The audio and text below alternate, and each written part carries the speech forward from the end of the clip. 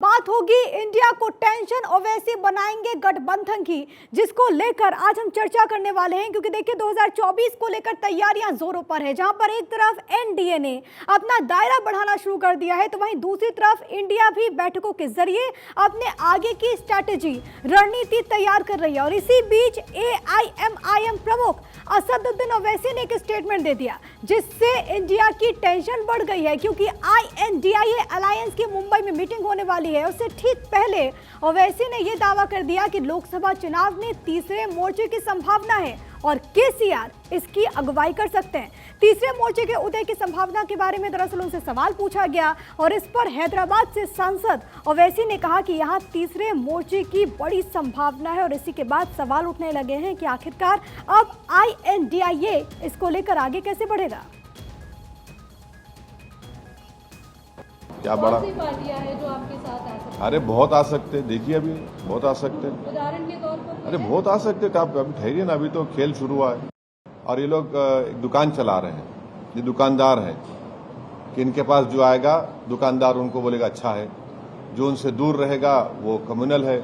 और एक चौकीदार हैं जो नेशनलिस्ट सर्टिफिकेट बांटते हैं, और दुकानदार जो है जो साहूकार बन के बैठा है, हमारी बर्बादी का बाइस बना है, वो कहेगा कि अगर हमारे पास आ जाओगे दुकान को तो तुम अच्छे हो जाओगे। ना तुम्हारी हमको ना दुकानदार की जरूरत है, ना ये चौकीदार की जरूरत है। इंशाअल्लाह ताला इस देश में चौकीदार को भी हटाएंगे, दुकानदार की दुकान ही बंद होगी। राहुल गांधी कहते हैं कि नफरतों के बाजार में मोहब्बत की दुकान खोलनी है, लेकिन ओवैसी कह रहे हैं कि देखिए भैया हमें तो दुकानदारों की आवश्यकता नहीं है। तो ओवैसी के इस स्टेटमेंट से आईएनडीआईए गठबंधन की टेंशन बढ़ गई है। ओवैसी ने तीसरा मोर्चा बनाने का सुझाव दिया, आपने ओवैसी को सुना, और यहाँ पर वो सीधे तौर पर ये कह रहे हैं कि देखिए अभी तो खेल शुरू हुआ है। जब उनसे पूछा गया कि कौन कौन से दल इसमें शामिल हो सकते हैं, तो यहाँ पर उन्होंने कुछ नेताओं के नाम गिनाए, कुछ पार्टीज का नाम गिनाया, लेकिन तेलंगाना के मुख्यमंत्री की उन्होंने तारीफ की और कहा कि हम चाहते हैं कि केसीआर के चंद्रशेखर राव इसका नेतृत्व करे। अब मुश्किलें कैसे बढ़ेंगी, क्योंकि अभी देखिए कई सारी ऐसी पार्टीज हैं जिन्होंने अपना रुख स्पष्ट नहीं किया, यानी कि उन्होंने नहीं बताया कि वो एनडीए का हिस्सा है या फिर आईएनडीआईए के। और ऐसे में ओवैसी कह रहे कि संभावनाओं से इनकार नहीं किया जा सकता। उनका ये भी कहना है कि अभी तो खेल शुरू हुआ है, तो एक खेल जिसके शुरू होने की वो बात कह रहे हैं, इस खेल से किसका खेल बिगड़ेगा और किसको पहुंचेगा फायदा, ये अब सवाल उठने लगे हैं। क्योंकि ओवैसी को लेकर पहले से ही कांग्रेस भी तमाम तरह के आरोप लगाती रही है, और अब ओवैसी ने एक बार फिर से ये स्टेटमेंट देकर आईएनडीआईए कांग्रेस की टेंशन बढ़ा दी है। इसी पर हम चर्चा करेंगे। हमारे साथ इस वक्त खास मेहमान का पैनल मौजूद है। खेमचंद शर्मा नेता बीजेपी हमारे साथ जुड़ गए हैं, रत्नाकर सिंह नेता कांग्रेस इस वक्त हमारे साथ मौजूद हैं, दानिश कुरैशी नेता एआईएमआईएम भी हमारे साथ जुड़ चुके हैं। आप सभी का मैं स्वागत करती हूँ। और सबसे पहले रत्नाकर जी, मैं आपके पास ही आना चाहूंगी। आप तो कह रहे हैं कि आईएनडीआईए का जो दायरा है वो बढ़ेगा और मुंबई की मीटिंग में कई ऐसे दल हैं जो कि शामिल होंगे, और वैसे ही कह रहे हैं कि भैया तीसरे फ्रंट की भी तैयारी है, संभावनाओं से इनकार नहीं कह सकते। कैसे पार करेंगे इतनी चुनौती? देखिए प्रिया जी, सबसे पहले तो मैं यही कहना चाहूँगा कि ओवैसी जी जो है इनकी एक ऐसी पार्टी है जो एक धर्म विशेष की राजनीति करती है, जिस प्रकार भारतीय जनता पार्टी धर्म विशेष की राजनीति करती है।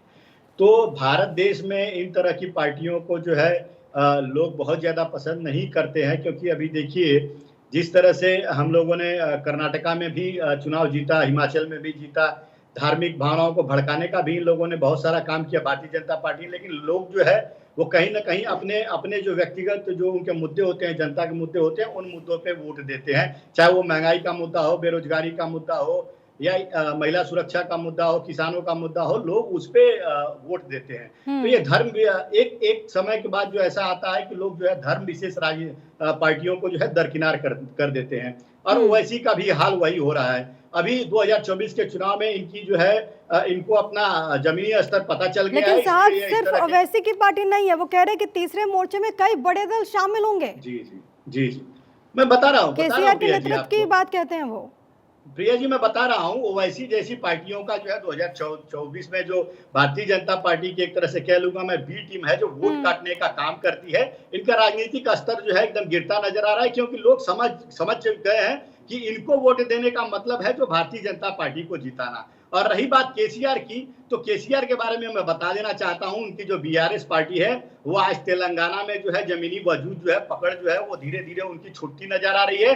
अभी पिछले ही दिनों की बात बता रहा हूं, 35 लोग उनके बड़े नेता, जिसमें मंत्री भी शामिल है, पूर्व सांसद भी शामिल है, 35 बड़े नेता। लेकिन रत्नाकर जी, ऐसा क्यों होता है कि जहां पर कांग्रेस के अलावा कोई और भी टीम रहती है, कोई और भी पार्टी रहती है जो कि आपके अगेंस्ट रहती है, अब सभी टीमों को, सभी पार्टीज को कह देते कि देखिए ये तो टीम बी है? ऐसा क्यों होता है हर बार? मैं लौट रही हूँ आपके पास, आपसे जवाब लूंगी, लेकिन दानिश जी मैं आपके पास आऊंगी और उसके बाद फिर बीजेपी नेता का मैं रुख करूंगी। लेकिन दानिश जी, आपकी लड़ाई किससे है? आपकी लड़ाई मोदी से है, आपकी लड़ाई बीजेपी से है, आपकी लड़ाई राहुल गांधी से है, या फिर आपकी लड़ाई INDIA से है? देखिए, हमारी जो लड़ाई है वो अवाम के हक की लड़ाई है, और अवाम के हक के लिए जो भी आवाज़ सदा बुलंद करेगा उसके साथ बैरिस्टर असदुद्दीन ओवैसी साहब तदारत करेंगे, इसमें कोई दो राय नहीं है। दूसरे नंबर की बात, कांग्रेस के जो हमारे नेता हैं ये जो बात कर रहे हैं, इनसे ये पूछ लीजिए कि शिवसेना जो उद्धव ठाकरे की है, ये सेक्युलर हो गई आपके लिए या अभी बाकी है? इसका इनको जवाब नहीं मिलेगा। ऐसी दूसरी और कई पार्टियां हैं जिनको ये ले चुके हैं। अब उनसे ये पूछ लीजिएगा कि अजीत पवार जो हैं अभी ये भारतीय जनता पार्टी के साथ में अलायंस में है, ये भविष्य में इनके साथ में रहेंगे या नहीं? तो ये जो पूरी राजनीति है पूरी कांग्रेस की, ये समझने की जरूरत है।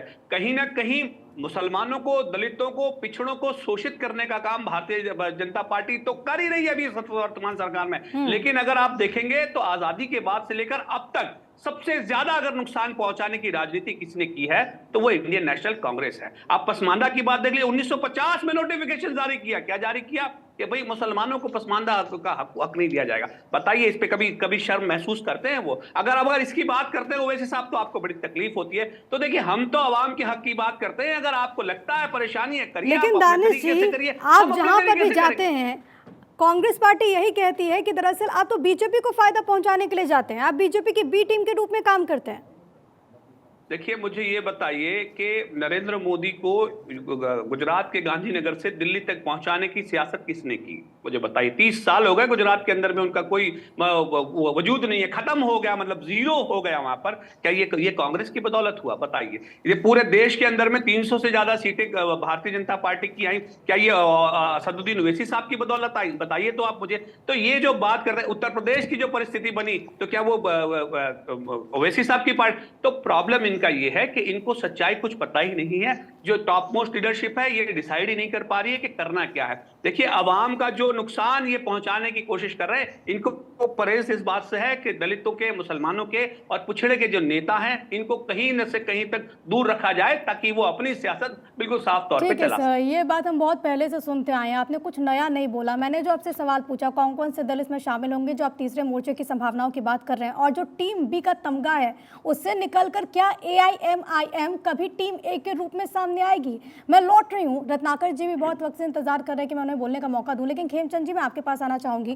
खेमचंद जी, तैयारियां जोरों पर है, एक तरफ INDIA, दूसरी तरफ ओवैसी कह रहे हैं कि भैया देखिए हम तो नया गठबंधन लेकर के आएंगे, और कई सारी पार्टीज का नाम भी उन्होंने गिनवा दिया है, KCR का भी जिक्र कर रहे हैं, और कई ऐसे दल हैं अभी भी जो कि किसी तरफ नहीं गए, यानी कि इधर नहीं गए हैं ना उधर गए हैं।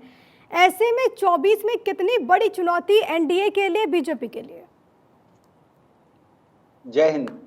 देखिए, भारतीय जनता पार्टी विकास में विश्वास रखती है, सेवा में विश्वास रखती है। लगातार हम सेवा कर रहे हैं, विकास कर रहे हैं, और भारतीय जनता पार्टी आश्वस्त है क्योंकि हमारे जो नेता हैं, हमारी जो सरकार है, लगातार जनता के बीच में, जनता के फीडबैक के अनुसार काम कर रही है। हम लोग देखिए, अब लॉकडाउन के बाद किस तरीके से जो गरीब, कोई भी गरीब भूखा ना सोए, उसके लिए हमने भोजन की व्यवस्था की हुई है। हमने आयुष्मान भारत कार्ड के तहत हर एक व्यक्ति के लिए हम लोगों ने अच्छे स्वास्थ्य की व्यवस्था की हुई है। PM किसान को हम लोग लगातार PM किसान के माध्यम से मदद दे रहे हैं। किसानों का जो फसल की कॉस्ट है वो कम ही रहे, इसलिए हम लोगों ने अभी तक जो खाद के रेट है वो बढ़ने नहीं दिए हैं। उपज को हम लोग 150 से 250% हम प्राइस दे रहे हैं। इंफ्रास्ट्रक्चर पे युद्ध स्तर पे काम चल रहा है। 10 लाख करोड़ से ज्यादा का इन्वेस्टमेंट इंफ्रास्ट्रक्चर पे हुआ है, जिससे बहुत ज्यादा जो एम्प्लॉयमेंट जनरेट हुआ है, इकोनॉमिक हैपनिंग हो रही है। हम लोग आप देखेंगे आज कैसे हमारा जो देश है साइंस और टेक्नोलॉजी में आगे बढ़ रहा है, स्पेस में आगे बढ़ रहा है, पूरे विश्व में हमारे भारत का डंका बज रहा है। आज ठीक है, हमारी आपको लग रहा है कि आपके काम के बूते आपको चुना जाएगा। मैं खास मेहमानों का पैनल, क्योंकि हम बात कर रहे हैं लगातार कि INDIA को टेंशन किस तरीके से मिल रही है, क्योंकि असदुद्दीन ओवैसी ने एक स्टेटमेंट दे दिया और इसके बाद आगे की स्ट्रैटेजी क्या होगी, 2024 में क्या होगा और इसके बाद बीजेपी की क्या तैयारी, इसी को लेकर चर्चा। खास मेहमान हमारे साथ लगातार बने हुए हैं, खेमचंद शर्मा नेता बीजेपी, रत्नाकर सिंह और दानिश कुरैशी भी हमारे साथ लगातार बने हुए हैं। रत्नाकर जी, मैं आपके पास आऊंगी क्योंकि इससे पहले दानिश साहब इस बात का जिक्र कर रहे थे कि देखिए INDIA में काफी पेंच है, फैसला तो लिया नहीं जा रहा। इसके अलावा उन्होंने और भी कई सारे आरोप लगाए हैं और ये कहा है कि बीजेपी अगर इतनी बड़ी है तो उसके पीछे कांग्रेस का एक बड़ा हाथ है। उनको छोड़िए, आम जनता के बीच में आप कैसे नैरेटिव सेट करेंगे कि INDIA ही उनके लिए सबसे बेहतर है? देखिए प्रिया जी, जिस प्रकार जो है आज देश में परिस्थितियां बदली हुई हैं, जिस प्रकार जो है भारतीय जनता पार्टी के शासनकाल में संविधान से छेड़छाड़ की जा रही है, लोकतंत्र से खिलवाड़ किया जा रहा है, केंद्रीय एजेंसियों का दुरुपयोग किया जा रहा है, तो ये तमाम जो है चीजें जो जनता जो देख रही है और समझ रही है कि भारतीय जनता पार्टी जो है वो जनहित में काम नहीं कर रही है, क्योंकि महंगाई और बेरोजगारी आज चरम पर है और भ्रष्टाचार भी आपने देखा कि क्या की रिपोर्ट आई है। रत्नाकर जी, कोई पहली मर्तबा है क्या? मैं आपसे कह रही हूँ कि कैसे आप INDIA इस अलायंस के बारे में कैसे कहेंगे? तो नया अलायंस है ना, इससे पहले भी तो अलग अलग चुनावों में आपने इस मुद्दे को उठाया है, भ्रष्टाचार के मुद्दे को आप उठाते हैं, महंगाई के मुद्दे को उठाते हैं, अब नया क्या है इसमें? निश्चित रूप से देखिए प्रिया जी, मैं आपको बता दूं कि कल और परसों की जो मुंबई में मीटिंग होगी, उस मीटिंग में निश्चित रूप से हम एक आगे की रणनीति के ऊपर चर्चा करेंगे और एक कॉमन मिनिमम प्रोग्राम जो होता है, जो एक गठबंधन का, उस कॉमन मिनिमम प्रोग्राम के बारे में भी चर्चा करके और जल्दी से ही हम किन किन मुद्दों पे जनता के बीच में चुनाव में जाएंगे, वो सारी चीजों का हम निर्णय ले लेंगे। और ये इनको घबराने की कोई जरूरत नहीं है। ये तो मैं कहना चाहूंगा अभी कि ये अगर पसमानदा की हितैषी की बात कर रहे हैं, 4% कर्नाटक में किसने पसमानदाओं का आरक्षण खत्म किया था, ये जरा बता दें। और आज भारत की जनता ये समझ चुकी है कि ओवैसी जी की पार्टी जो है वो सिर्फ भारतीय जनता पार्टी को जिताने का काम करे। बिहार में भी देखा कि आपने किस तरह से वोट काटने का काम किया था और भारतीय जनता पार्टी को फायदा पहुंचाने का काम किया था। इस तरह के तमाम उदाहरण पड़े हुए हैं। और अभी मैं बात कर लूं भारतीय जनता पार्टी के प्रवक्ता जो कह रहे थे कि सेवा की बदौलत वो सत्ता में आएंगे, तो मैं कहना चाहूंगा, ठीक है, इसमें दानिश जी कुछ कहना चाहते हैं। रत्नाकर जी लौटे क्योंकि वक्त की कमी है मेरे पास। दानिश जी बहुत जल्दी से, उसके बाद खेमचंद जी मैं आपके पास आऊंगी। देखिए, अभी भी जो इंडियन नेशनल कांग्रेस जो है ना, वो बचाव के पक्ष में खड़ी है। मैंने सीधा पूछा था, अगर केंद्र से ये अध्यादेश नहीं जारी हुआ होता अगर जवाहरलाल नेहरू जी की सरकार में, तो क्या ये हुकूमत की जरूरत पड़ती स्टेट को? नहीं पड़ती। लेकिन दिक्कत आपकी ये है कि ना आपने आज तक कुछ मुसलमानों के लिए किया, ना पिछड़ों के लिए किया, ना ही भारतीय जनता पार्टी की रीति नीति में रहा। लेकिन आपको परेशानी ये है कि अगर मुसलमानों का या दलितों का या पिछड़ों की अगर कोई बात करेगा तो वह आपको पसंद नहीं है। तो ठीक है, आपके पास ठीक है, आप दोनों पर सर यही आरोप लगाते हैं। ठीक है, खेमचंद जी मैं आपके पास आऊंगी। लास्ट रिएक्शन क्या कहना चाहेंगे आप इन दोनों अलायंस को लेकर? और ये भी बताइएगा, क्योंकि INDIA के नेताओं का ये दावा है कि जो आपके गठबंधन में शामिल हैं वो भी INDIA का हिस्सा बनेंगे। देखिए, इनके गठबंधन में जो लोग हैं उनको बचा ले, वही बड़ी बात है, क्योंकि वो बेमेल हैं। आप बंगाल में जाइए, बंगाल में लेफ्ट और TMC और कांग्रेस तीनों ध्रुव विरोधी हैं, उनके कार्यकर्ता कभी साथ में नहीं आएंगे। अब तमिलनाडु में जाइए, अब केरल में जाइए, हर स्टेट में इनके बीच में बहुत ज्यादा विरोध है। ये हो सकता है कि दिखाने के लिए नेता लोग इकट्ठे हो रहे हों, लेकिन कार्यकर्ता कभी इकट्ठे नहीं होंगे, जनता कभी इनके साथ इकट्ठी नहीं होगी। आज भारतीय जनता पार्टी के साथ जनता इसलिए है क्योंकि वहां पे सेवा हो रही है, ज्यादा वक्त शेष नहीं है, पता चल जाएगा कि किसके दावे में कितनी सच्चाई है। बहुत धन्यवाद आप तीनों का, बहुत धन्यवाद सर, टाइम की कमी है, बहुत शुक्रिया। खेमचंद जी आपका बहुत धन्यवाद, रत्नाकर जी आपका बहुत शुक्रिया, दानिश कुरैशी आपका हमारे साथ जुड़ने के लिए। तो देखिए, दावे अपनी जगह है, लेकिन ये तय करना है आपको कि आखिरकार 2024 का विजेता कौन होगा। ज्यादा वक्त अभी बचा हुआ नहीं है।